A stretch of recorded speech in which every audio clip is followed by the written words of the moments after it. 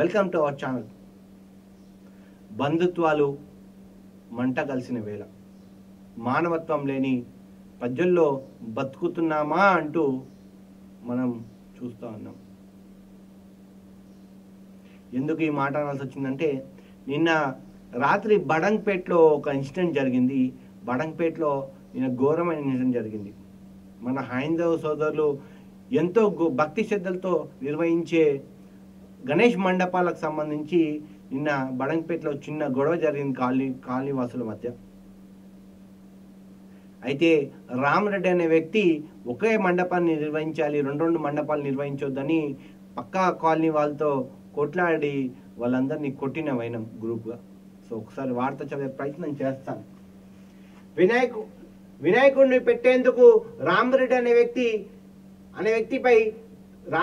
వ్యక్తిపై దాడి. రంగారెడ్డి జిల్లాలో ఒకే మండపం ఏర్పాటు చేయాలని, మరొక మండపాన్ని ఎలా ఏర్పాటు చేస్తారని రామరెడ్డి అనే వ్యక్తిపై దాడి.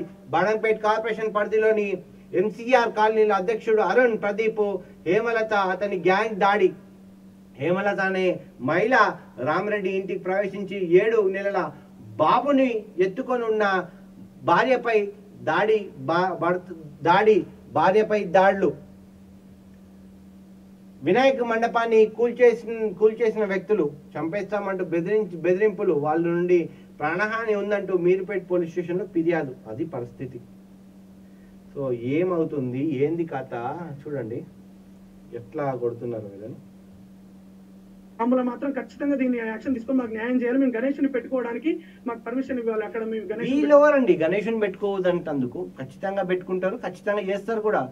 ఇది ఏమైపోతుంది అంటే రోజు రోజుకి వితమే, అంటే నువ్వు పెడతావా, నేను అంటే హెచ్చులకు పోయి అంతా భక్తి అనేది మన మనసులో ఉండాలి. కానీ నేను పెద్ద గణేషుని తెస్తా, నేను బ్యాండ్ తోటి తీస్తా, బరాత్ పెడతా అంటే దేవుడు మెచ్చాడు.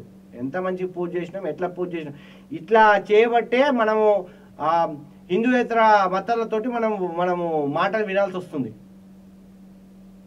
మనం ఇట్లా చేస్తున్నాం కాబట్టి, ఇట్లా సగం పనులు చేస్తున్నాము, ఇట్లా చేస్తున్నాం కాబట్టి మన హైందత్వాన్ని చులకనగా చూస్తున్నారు ఇతర మతాలు.